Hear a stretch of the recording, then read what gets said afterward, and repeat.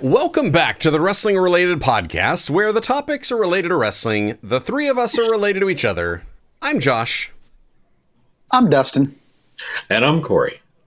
And you guys are catching us here for a Q&A style podcast episode. I had thrown out a little comment, basically letting y'all know that Cory and I are returning to the ring here coming up Saturday, September 6th in Ottumwa, Iowa, as part of the Legends of Iowa Pro Wrestling match for Central Empire Wrestling.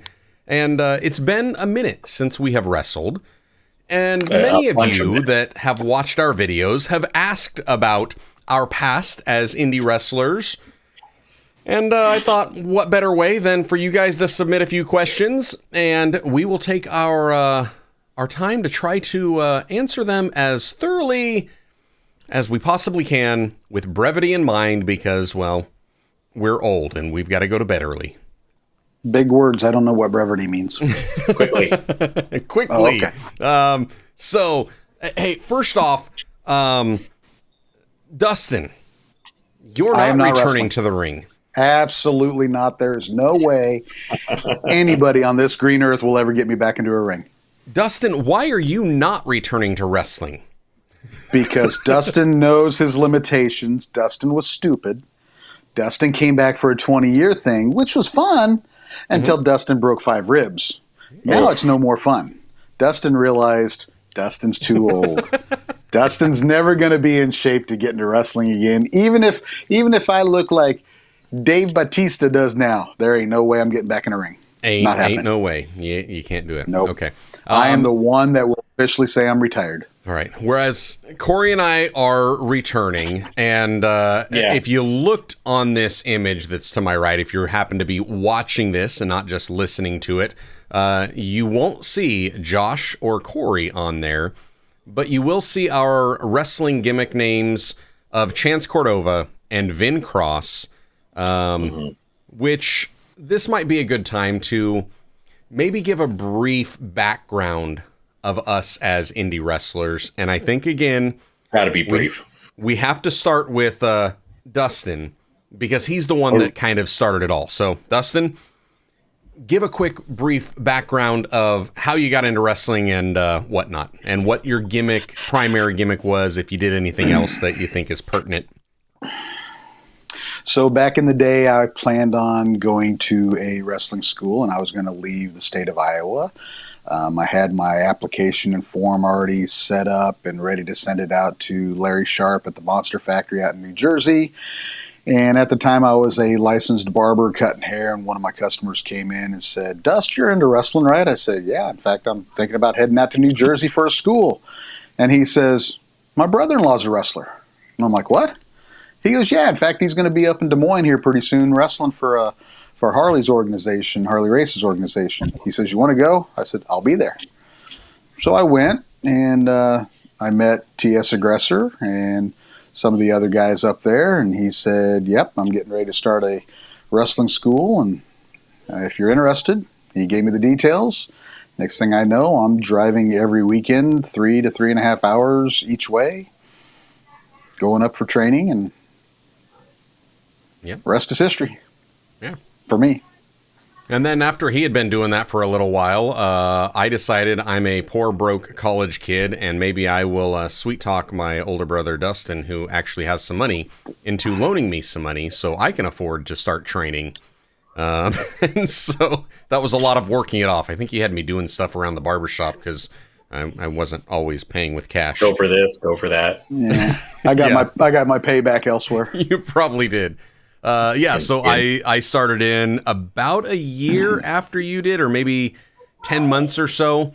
I think it was later that year, because you started in 2000, right? Training, Dustin? Okay. Yes. I was thinking it was like yes. Early spring or winter of 2000 that you started. I know training. It was in January because it was cold. So I think it was January of 2000. I started training in October of 2000. And I believe you had already had your first match that summer, like 6 months later, and that was for Harley, wasn't it? 4th of July. Yep. Yeah. So you had done that. And And just out of curiosity, what was that gimmick name that you used back then? So I didn't have a gimmick name at the time, and I go in to meet Harley, set up the ring, and of course, not me being a pasty pale Dutchman, I got sunburnt setting it up, and I go back in the back and met with Harley Race, and Harley says, well, what's your gimmick, son? And I'm like, I don't really have one. Great. Today you're Hardcore Hudson. Okay. So I came out and I wrestled as Hardcore Hudson for one night.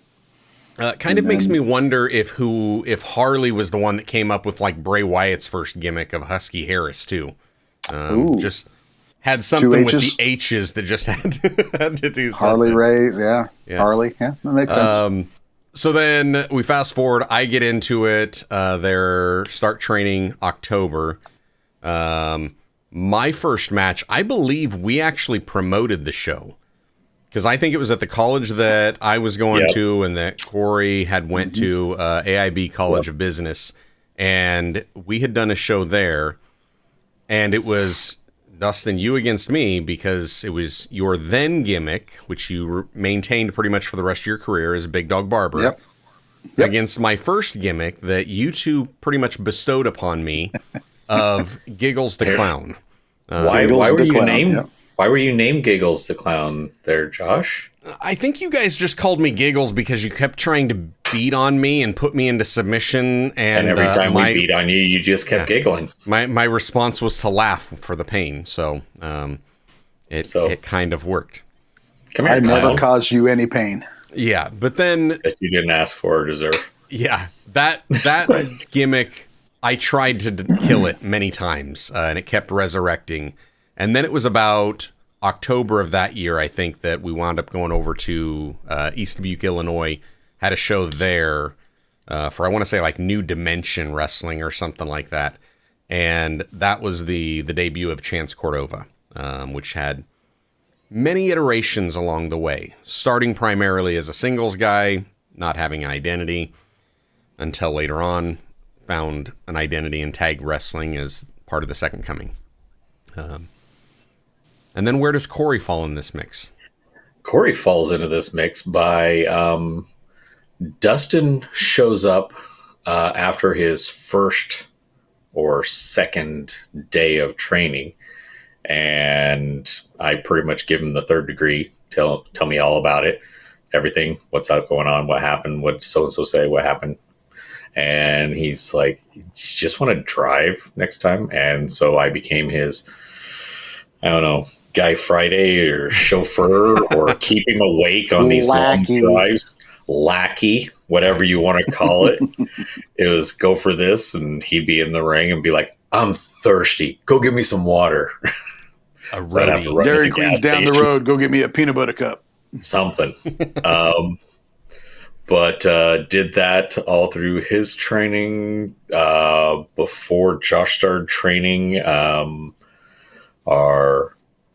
the trainer TS was promoting a show, and he's like, "Hey, we need a referee. Cory, you want to referee?" I was, sure. What do I need to do? It's like, just referee. Treat it like it's real. Just referee. I'm like, that I know. No problem.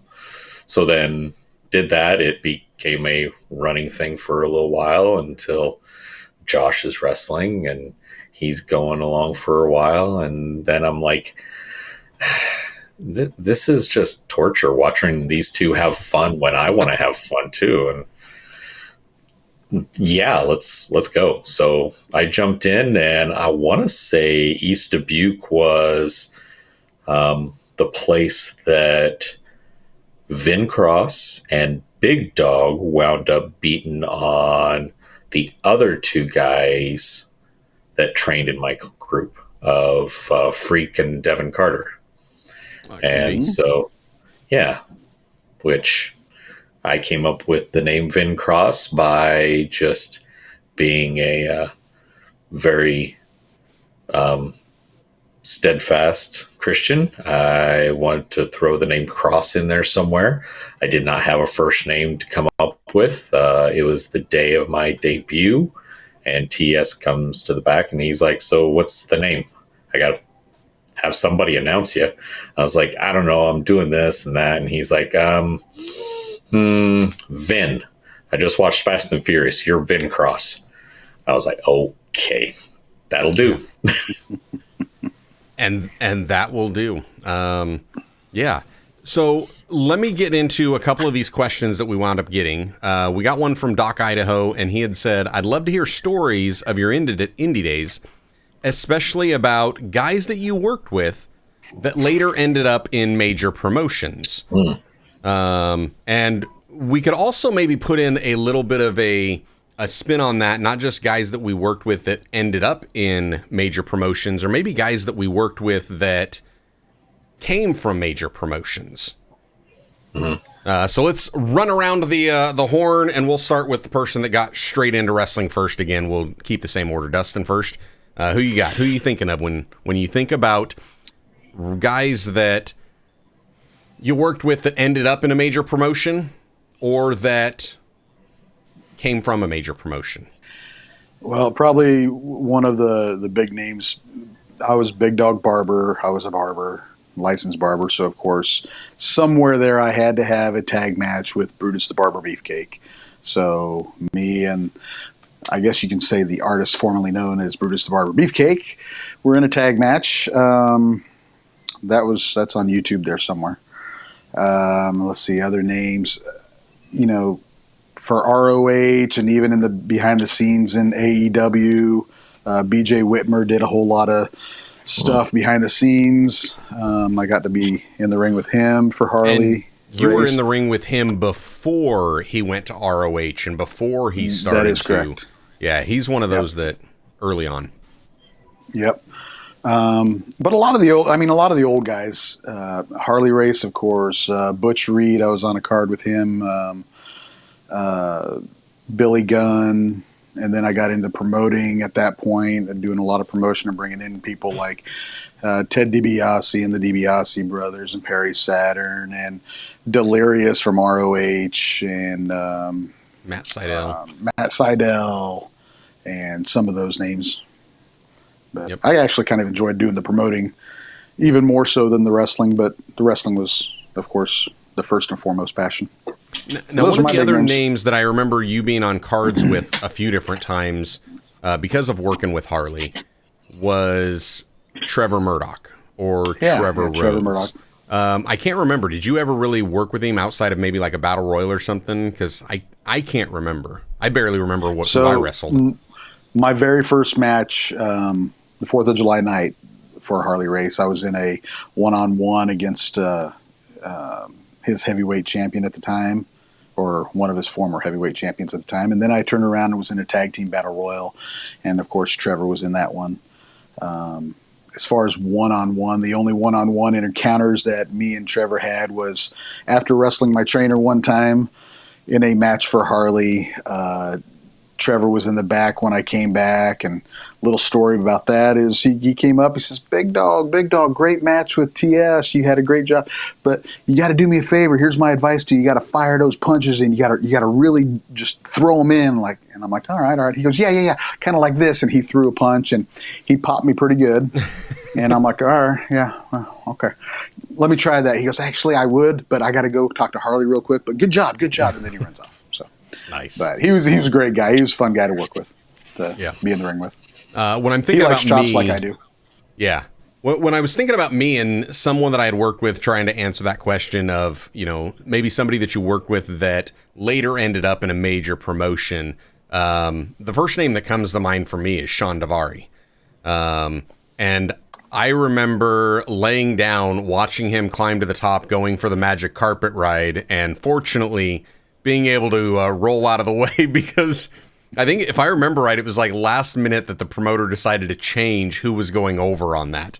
Because I remember ahead of time, I was like, hey, so if I take this, like, what do I do? Because you're jumping off in a splash, but you're covering up basically your entire body with a carpet and a rug. And he's like, yeah, just lay there. Hopefully it'll be fine. It's like, okay. But yeah, fortunately for me, I was able to get out of the way. And then just recently, it dawned on me because Cory and I had been chatting the other night and looking back through some of the old footage that I was on, trying to figure out when the Second Coming, our tag team, our faction, our stable, our wrestling fraternity, if you will, when that was formed. And in that process, I came across a match that I was actually not wrestling in, but I was refereeing, and it was Mr. Destiny against Ken Anderson, who many people would know him as Mr. Kennedy. And so those would probably be the two names that I'm thinking of that later on, wound up being in there. And I think maybe a couple names that we didn't mention that we've been on shows with. Mean Gene Okerlund and Bushwhackers. So that's kind of what I got. And I left a couple extra there for Cory to pick up on. Good, because otherwise you guys were going to take everything that I would even say. And I'd be like, yup, that'd be the end of it. Yep. Some other names that we have been on some cards. One that you guys left off was Austin Aries. I mean, he was on quite a few, got his start up around the area. So we were on some of those early cards. And so that was kind of fun. But I think the biggest name that I can think of would be one that Josh and I had an interview, some interviews. Well, Dustin was on the end there, but we mentioned on an interview that, what was it? Tyler Black. Yeah. Is that it? Who then went on to become Seth Rollins, was on a card. Super nice guy, super professional. He wasn't as goofing off as we were at the time. But I mean, he wasn't unpleasant. He was a nice guy. Yeah. He's like, so what do you want to do? And I was like, I don't know. I'm going in here and having fun. What would you like to do? And he's like, I don't know. What if I sit you on the top turnbuckle and drop kick you off? I was like, if you can get up that high, let's do it. Right. Let's do it. Because I'm not getting up that high. Yeah. And so that's how that went down. But yeah, nice guy. So I think that means that you're the only one of the three of us that can claim that you've actually been eliminated from a battle royal by a WWE world champion. Okay. Let's go with that. There. You got that little feather in your cap. Yeah, it's going on a t-shirt. Yeah, have like Seth Rollins eliminated me from a battle royal, and then Seth Rollins scratched out, and in real fine print it says Tyler Black. Yeah, but I mean, we've been on a lot of different shows with a lot of different names that have shown up and come and gone. Been to some different training camps. Some of the guys, whether it be Perry Saturn or whatnot, that have shown up and hung out. And oh yes, cannot forget about Curryman himself, Christopher Daniels. That one, I somehow snuck my way into that. You guys had mentioned that Josh and his buddy Justin, who had started training, were on their way to go to this training camp with Christopher Daniels, being a huge Curryman mark and Christopher Daniels fan. I was like, ooh, give me the details. It's got to happen. Yeah. And I went over there and I was completely out of shape. And but I got two shout outs from Christopher Daniels. One, he saw me gas out in the ring after running the ropes a little bit, and he's like, hey, if wind is a problem, address that, take care of it. Yeah. But then once he saw me did a little spot with him and in there, and then he gave me a pat on the back and said, nice bumps. I was like, that's it, I'm done. That's all I got to do today. Yeah, I don't remember anything from that thing other than we showed up a little late. Well, I only remember when we were training with that, doing that little training thing, he had made some comment about once he saw me roll around a little bit that this is probably not the right training seminar for me. Because it was like he could see that I had quite a bit of in-ring experience, and many of the others there weren't. They were fans wanting to kind of test it out and see what it's like. And here, I'm already, an indie worker with lots of matches under my belt, and I'm just looking for that little extra nugget that he might be able to bestow upon me. Which the only thing I got was protect your bump card. You've only got so many, so choose them wisely. And I did. And Dustin didn't. None of us. I don't think any of us did. No. One other name we forgot, and Dustin briefly mentioned it, but we didn't talk about it because the question was guys that we actually worked with that later ended up the DiBiase brothers. Oh, yeah, he did. So he mentioned the DiBiase brothers. Corey, you've probably got a better recollection of that match than I do because of multiple chair shots. So, well, you didn't take multiple chair shots in the match. Not in that match, just throughout the rest of the years.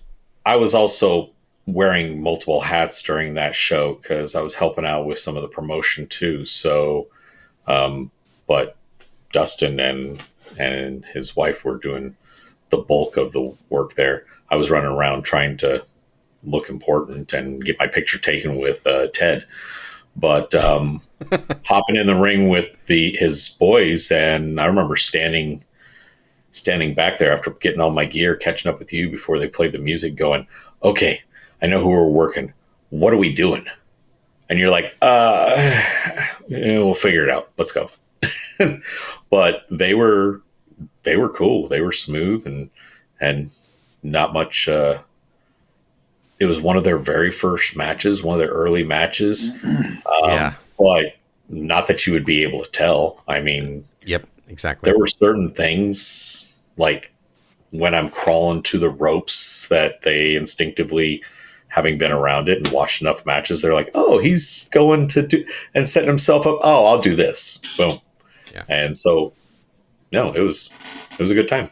Yeah, I remember them being green, but they didn't look not as green as we maybe had become accustomed to. Yeah, like when you say, "Hey, this is somebody's like second or third match," it's like, okay, I know what I'm in for. I got to do heavy lifting. With that, we didn't have to do a lot of heavy lifting. No, they were better on that match than somebody that we see on TV that has had 100 and some matches, and they're still really green. True. Yeah. I'm not mentioning names. The only other thing I remember from that match, and actually I don't even remember this because this was a misplaced memory. I thought it happened to you until I came across the photo of me with a black eye and an email that said, and because back when I had my website, I had sent an update about that show to my web designer. Mm-hmm. And when I sent it to her, part of that update was like, "Oh yeah, here's a photo of my daughter and I with matching black eyes. Hers was a coffee table. Mine was Mike DiBiase." Okay. It was just like, I had just this weird, I completely blocked it out. I didn't think about it. Probably didn't even notice it when it was happening. Probably not. We probably didn't think twice about it until we got to the back and go, "Dude, you get a little mouse under here? What's going on?" Something? Yep. So Frost Fireball 29 says, "Who is the best person you wrestled with or against? And did you all ever wrestle each other? Also, what's the best move that you've ever taken?" Dustin, how do you want to do that? 4. There's 3 I see. Best person you wrestled with or against. We wrestle each other? And what's the best move that you have ever taken and done? And that wrestled against each other is also one that somebody else had kind of mentioned as well. It was Andrew Day 2199 says, "Have you ever tagged with each other or feuded against each other?" So let's address that one later, and we'll cover the other stuff on this. So this one, Dustin, give me. We'll do best? Who's the best one you wrestled with or against, and what's the best move you've taken? We'll save the wrestled against each other. Best move I've taken or given? Either one. Best move you've taken or have done. Okay. Actually, give me both. Give me the best move you've taken and the best move that you've done. Okay, so the best wrestler, I can say I'm going to say my most fun match that I ever had was in East Dubuque, Illinois. And Cory, you were actually reffing this match, and it was me against a guy by the name of the drill instructor. And that guy he chopped hard. He was quick. He was from that area. That was also one of those matches that Cory had to get involved in between me and the audience because somebody decided to try to jump in the ring and grab me when I was standing on DI's head. And that was a fun match. He was great to work with. Somebody almost caught the bottom of my shoe on their face. And then of course, a lot of the guys that we worked on a regular basis were just, TS Aggressor and Gage Octane. I can't speak enough about Gage Octane. One of the most underrated performers. Not the biggest guy in the world, but the man could bump. The man could. Everything he did was on point. Loved Gage Octane as well. Best move or favorite move that I've received and given. Of course, I love giving the top rope moonsault because everybody seems to think that I'm going to kill them, and then they realize I didn't kill them. They actually lived. What did we name that? Well, that was when the he first went through the one, table. That was the one. What did we name it? Horse, the psychopath. The self-propelled diving inverted reverse brainbuster. Yes, that's another T-shirt. That was just the very first one. Favorite move that I received. Oh man. I'm just gonna say I love chops. I've always loved chops. I love receiving them. I love giving them. I am the oddball out. So you're strange. Yeah. Strange. Okay, best person that I've ever wrestled with or against. I've probably got to go with TS Aggressor. Yes, he was our trainer, but there was something about his ability to work pretty much any style. If we were going to be outside and we were going to be brawling, he could do it. If we were going to be inside doing chain and technical wrestling, he could do it. If any of us wanted to go flying, he would move. And it was just... He took my moonsault. Well, yeah, he did that with you. But I think he moved anytime I said I was going to do something. But no, he was just... I would say it was the best person I wrestled with because that was one that I knew that this was going to be an easy night where I wasn't going to get really banged up, and yet we were going to put on a match that the fans enjoyed and that I was proud of. And I probably wrestled him maybe the most, just not as himself. So that would probably be the one. As far as the best move that I've given and the best move that I've taken, I would honestly say maybe the best move that I've taken and the most fun move that I've taken was actually from our other tag partner, Devin Carter. He had a move that he called the Tasty Treat, which is a pump handle suplex into a face buster. And there was something about that move that I just absolutely loved. It was an easy ride and an easy bump. So that might be the one that I've thought about that was the easiest, that I took more often and was fun. I've got a toss-up for the best that I've given. I'm going to throw two in here. One of them, I remember vividly giving it to you, Dustin, and it was a step-up enziguri to the face, which I loved that one because I got yelled at for doing that one because I'm going to kill somebody. You stepped up off a chair on one of them, and then another time you did it off my knee as I was trying to get up. Yeah. And so that one, like, I loved doing that one, and I've done it to a few other people, and it was just really fun to give. Most people didn't want to take it because I would throw it fast and pull it quick. The other one that I was kind of just impressed that I did was the one-man Spanish fly. And I think it was on Hype Gotti that I did that one. And I was impressed that it looked better than I thought it would. I thought it would look like my moonsaults, which never really looked that good. But in this variation, I thought it looked pretty good. And an honorable mention to the Douglas downfall. But Yes. that one, the fireman's carry around the world into a rock bottom, unique, and somebody that we had gotten to wrestle with a couple different times that was gone and passed way too early. Rest in peace, Chip Douglas. Yeah. Best in the ring with, okay. I cannot let a list like that go by without mentioning TS, without mentioning Gage Octane. We also got to throw Brent Fillmore in there, because not to smooth. Not to disclaim anybody else that we were in the ring with, but those guys, there was something about those matches or those nights that we got to be in the ring with them that it almost seemed like a night off. Yep. It was like just running out there and having fun, whether you were on one side of the ring or the other.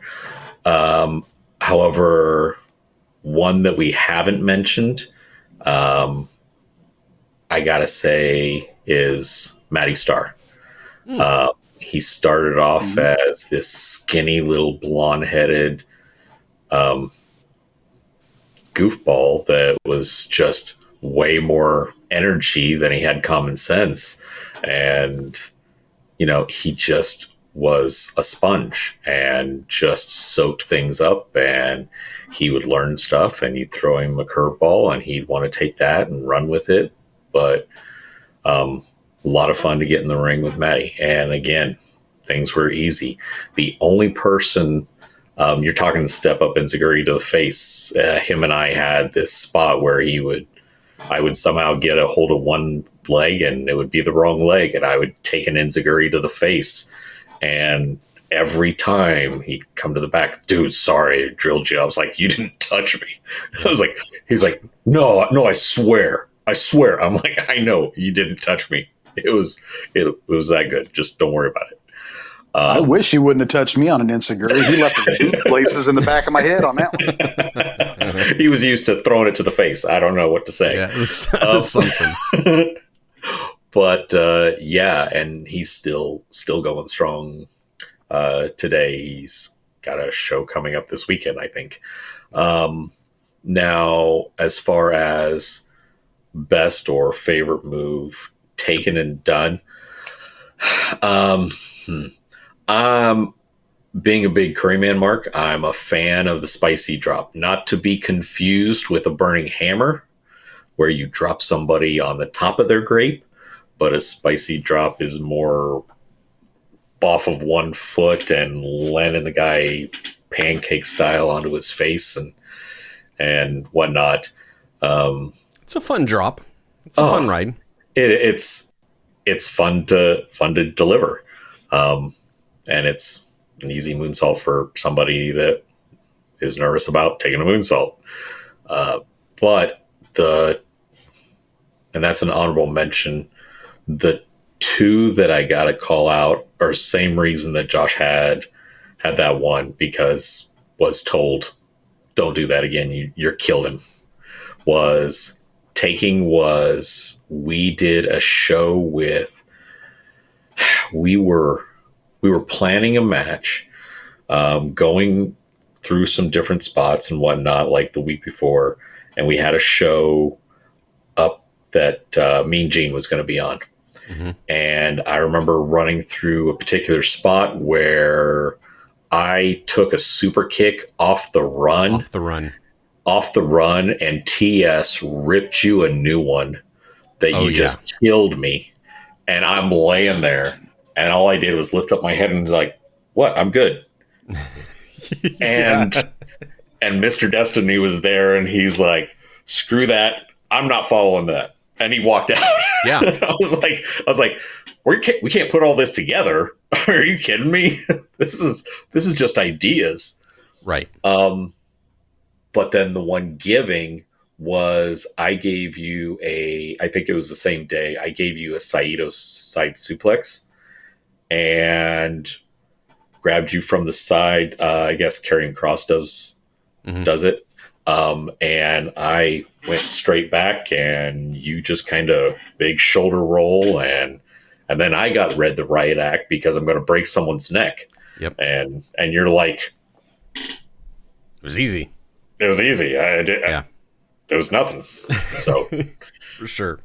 Yep. But the respect factor in me, and I was like, oh, Tia said, don't do it. I don't do it. Yeah, I don't do it. Yeah.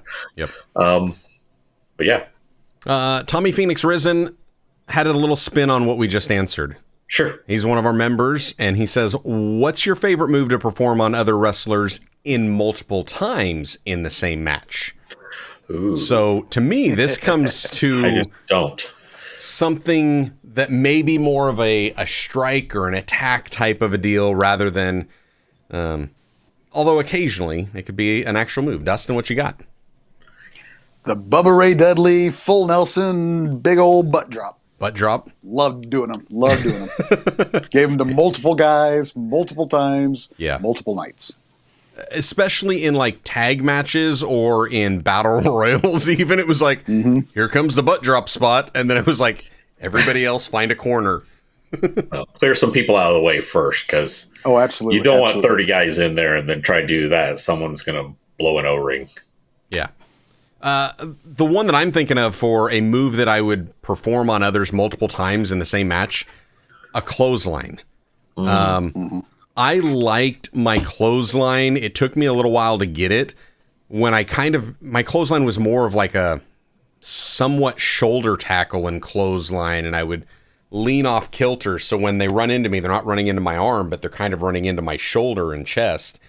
And it was something about the way that I remember doing it, because I would land on one foot, and when they hit, they would drop, and I would spin with it too, just because I would run and lay it in.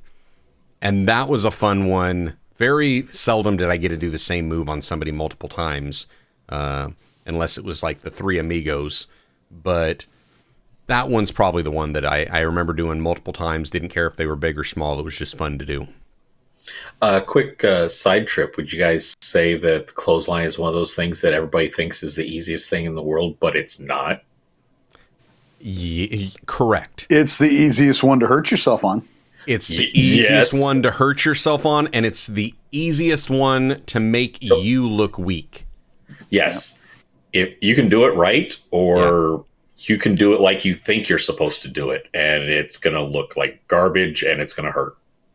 Yep. But then when it clicks and you realize this is how I'm supposed to do it, then all of a sudden it's like, well, that was easy enough. Yeah, and if I remember right, when I was thinking about doing the clothesline, because I started analyzing a bunch of different people how to figure out how to do my version of the clothesline. Right. It was essentially me taking Chris Benoit and Bradshaw and trying to merge those together. Let's just lay it in as hard as I can, but try to spin out of it too.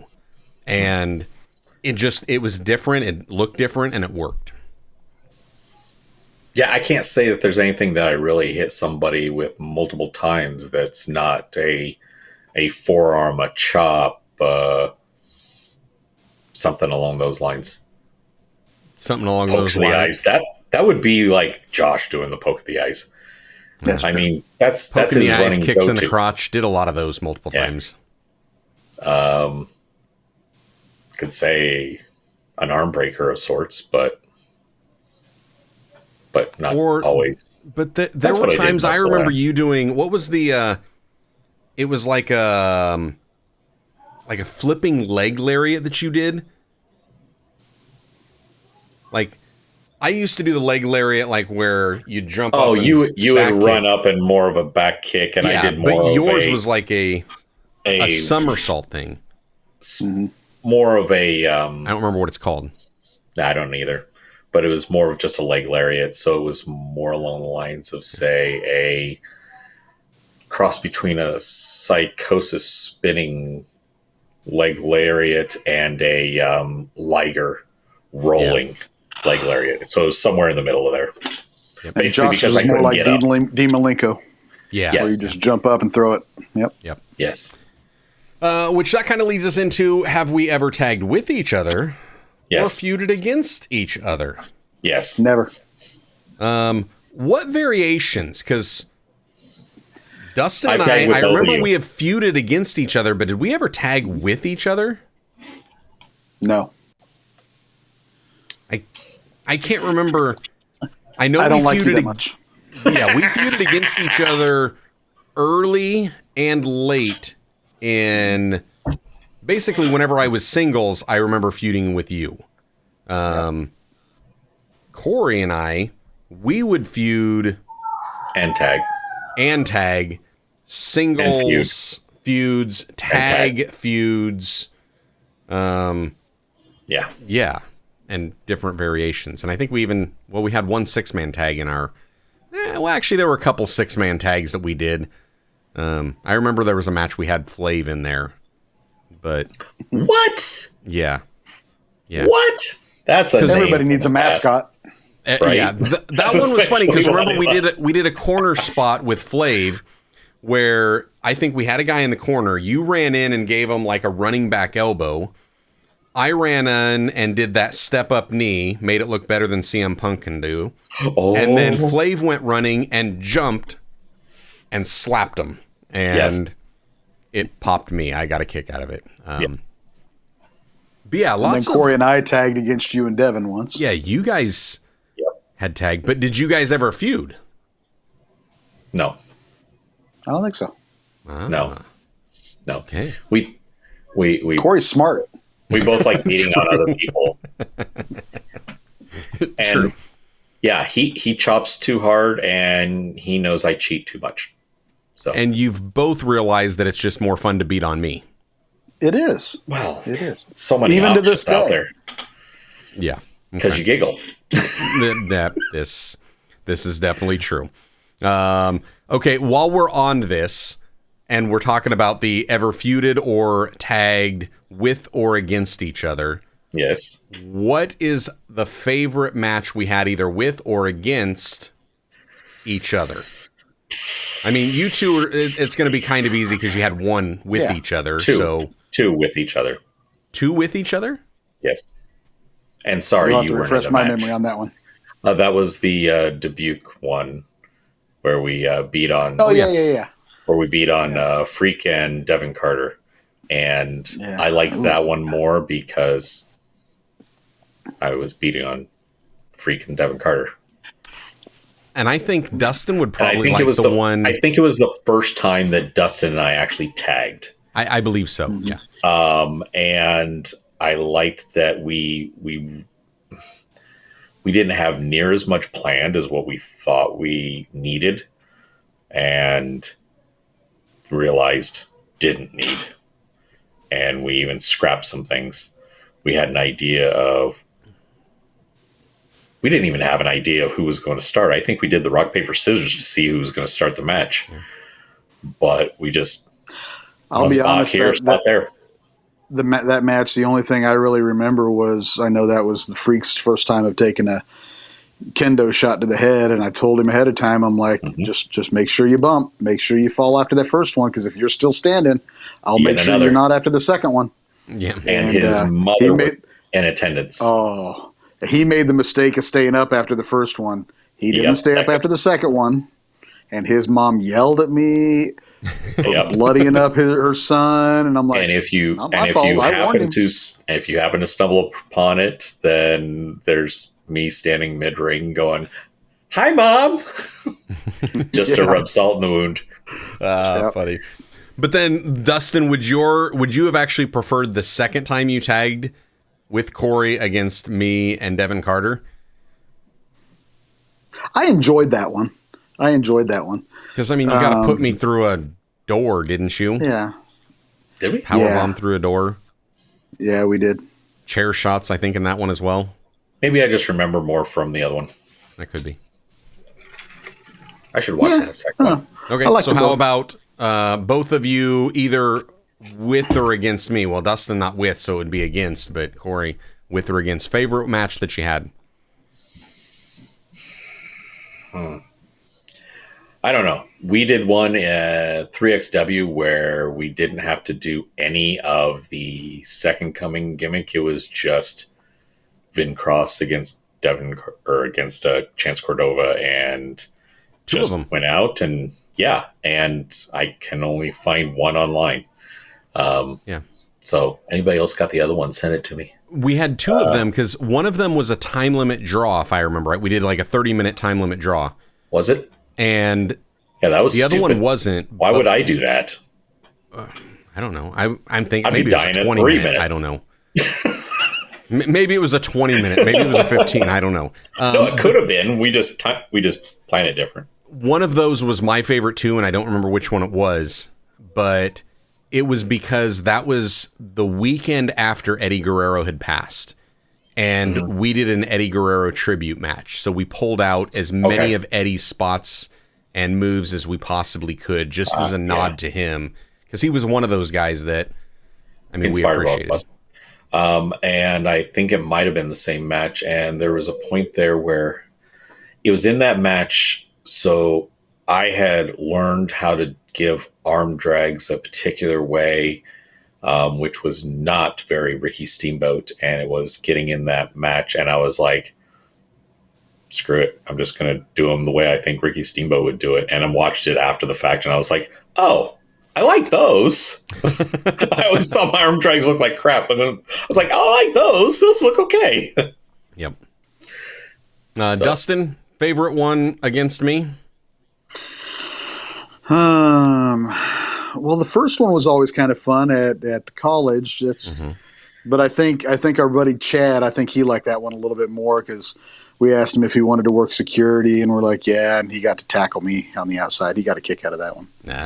So, but I mean, you should already know the answer to this one. I got a kick out of it because you were dumb enough to do something, and I'm a loving brother that's just dumb enough to drill you even harder. That dog collar match was always fun. I still haven't seen it. That dog collar match was rough. That one was actually a little bit scary because I got color too much, and I got a little too much color, and a little bit. There was a moment I remember in that match, and I don't remember a lot from it, but I remember you saying something about, like, in the middle of the match, like, I think you went too deep, and that's too much, and we need to go home now. It was just like, it was like all of those, and I just remember looking at a stream flowing from me and thinking, no, I'm good. And then we did like one other spot, and I felt myself getting lightheaded, and I was like, okay, now we can go home. It was like, yeah. I want to say, and I don't remember what it was in the match, but at one point it was over your corner, and I ended up on my back, and I don't know whether I was running and you gave me a boot, and that's why I ended up on my back or what it was.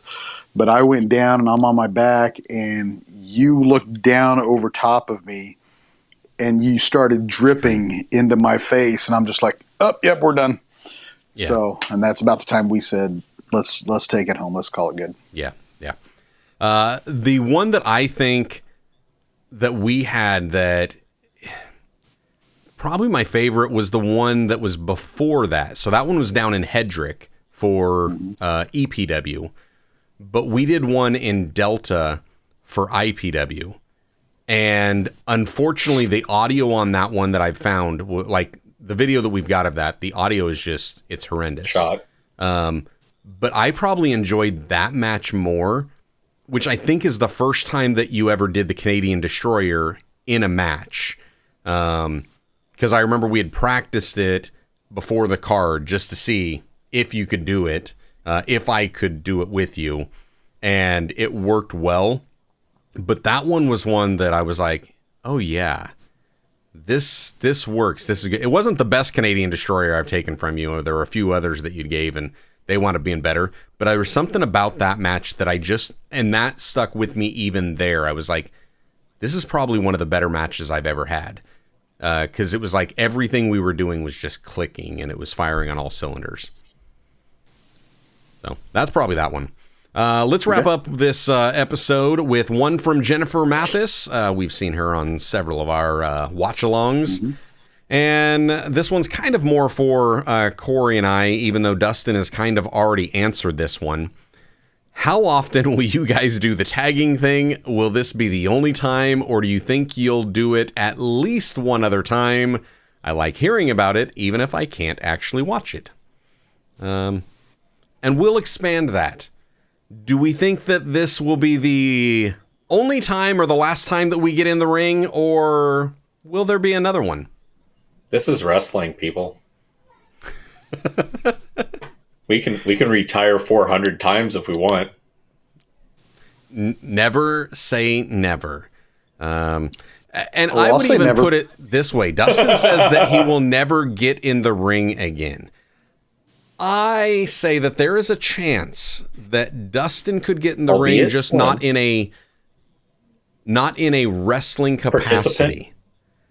I could see Dustin coming in, doing a run in and swinging a kendo stick on somebody just to interfere in a match. What if you're the ringside heavy to accompany somebody? I could see Dustin doing something like that.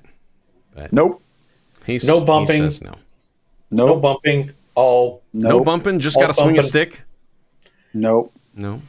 If you want to have a barbecue with all the guys, and I'll supply the barbecue, and we'll just shoot the breeze, I can do that.